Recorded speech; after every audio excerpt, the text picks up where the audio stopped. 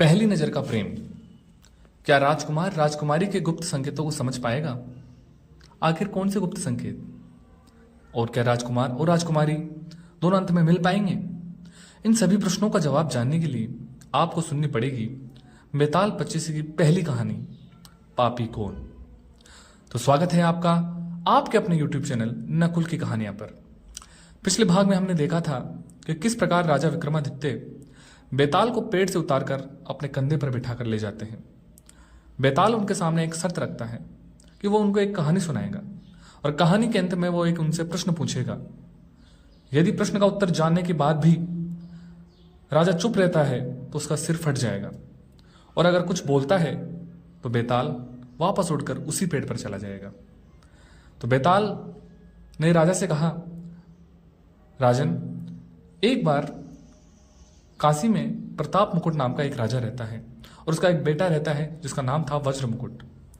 वज्र मुकुट दीवान के बेटे, जो कि उसका मित्र था, दोनों मित्र तालाब की सैर पर निकलते हैं जहां एक राजकुमारी अपनी सहेली के साथ जल क्रीड़ा कर रही थी। जैसे ही राजकुमार ने राजकुमारी को देखा, वो पहली नजर में उस पर मोहित हो गया, और राजकुमारी की दृष्टि भी जब राजकुमार पर पड़ी तो उसने तालाब से एक कमल निकालकर अपने कान पर लगाया, फिर उसे दांत से काटा, फिर अपने पैर से दबाया और अंत में अपने हृदय से लगा लिया, और ऐसा कर कर वो वहां से चली गई। राजकुमार बेचैन हो उठा। उसने अपने मित्र से कहा, मित्र, उस राजकुमारी पर मैं मोहित हो गया हूं, पर वो यहां से बिना कुछ कहे यहां से चली गई। अब मैं उसके बिना जीवित नहीं रह सकता। उसके मित्र ने कहा, राजकुमार, आप चिंता मत कीजिए। राजकुमारी ने जाते जाते कुछ गुप्त संकेत किया है। उसने कमल के फूल को अपने कान से लगाया, मतलब वो कर्नाटक देश के रहने वाली है। दांत से काटा, मतलब वो दंतबाट नामक राजा की बेटी है। अपने पैर से दबाया, मतलब उसका नाम पद्मावती है। और अंत में जो उसने हृदय से लगाया, वो कहना चाहती है कि उसे भी आपसे प्रेम है। ये सुनते ही राजकुमार बहुत प्रसन्न हुआ। वो खुशी से उछल उठा और उसने अपने मित्र से कहा, मित्र, मुझे जल्द से जल्द कर्नाटक देश ले चलो। और इस प्रकार वो दोनों मित्र कर्नाटक की ओर निकल पड़े। काफी यात्रा के बाद जब वो कर्नाटक पहुंचे तो वहां उन्हें एक बुढ़िया स्त्री मिलती है। वो उससे निवेदन करते हैं कि वो बाहर से आए हुए यात्री हैं, उन्हें रहने के लिए कुछ स्थान चाहिए। बुढ़िया उन्हें वो स्थान दे देती है। परिचय में उनको पता चलता है कि वो बुढ़िया उस राजकुमारी की दासी है। ये जानकर राजकुमार बड़ा प्रसन्न हुआ। उसने उस बुढ़िया को कुछ धन देकर कहा कि आप राजकुमारी को जाकर ये कहिए कि उस तालाब किनारे जो राजकुमार उनको मिला था वो आ गया है। ऐसा सुनकर वो दासी राजकुमारी के पास पहुंचती है और राजकुमार का संदेश राजकुमारी को सुना देती है। संदेश सुनकर राजकुमारी गुस्से से तिलमिला उठती है और वहां पड़े हुए सफेद चंदन में अपने दोनों हाथ रंग कर उस बुढ़िया की जोरदार तमाचा मारती है। बुढ़िया रोती हुई घर आती है और राजकुमार से अपना सारा वृत्तांत कह सुनाती है। राजकुमार बहुत दुखी होता है और अपने मित्र से कहता है, मित्र, राजकुमारी मुझसे कोई प्रेम नहीं करती, चलो अपने देश लौट चलते हैं। उसके मित्र ने कहा, नहीं मित्र, राजकुमारी कहना चाहती है कि अभी चांदनी की 10 रात्रि बाकी है, वो 10 रात्रि के बाद तुमसे मिलेगी। ये सुनकर राजकुमार प्रसन्न होता है। 10 दिन बाद वो फिर बुढ़िया को राजकुमारी के पास भेजता है। इस बार राजकुमारी ने केसर में अपनी 3 अंगुलियां रंग कर दासी के एक जोरदार तमाचा मारा।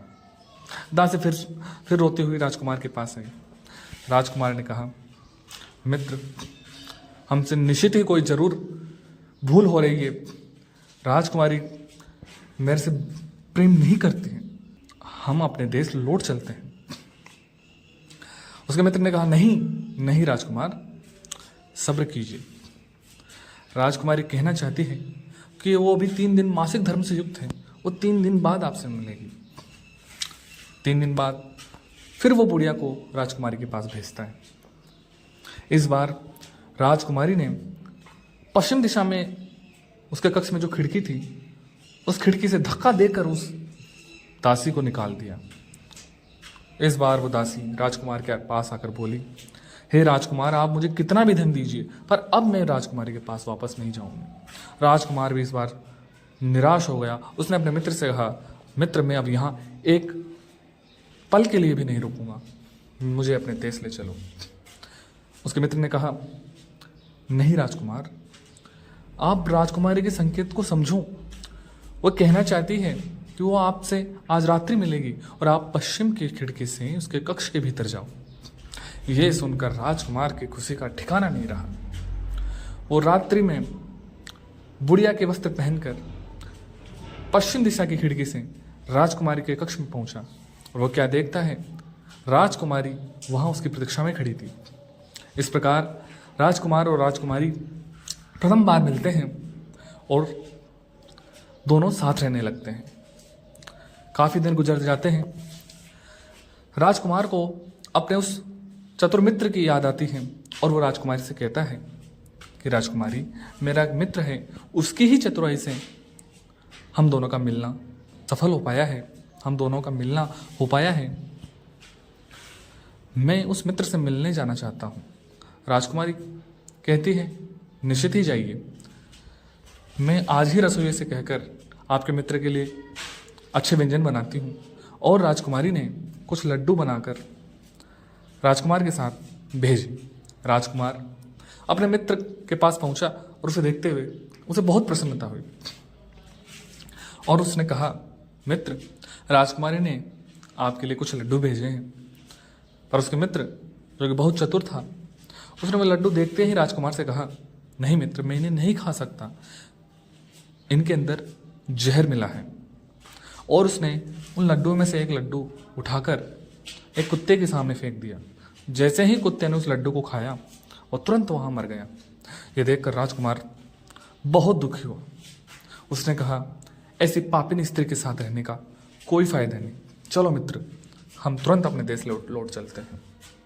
राजकुमार ने कहा, नहीं मित्र, नहीं, राजकुमारी आपसे बहुत प्रेम करती है। वो आपके और उनके बीच में किसी अन्य को सहन नहीं कर सकती।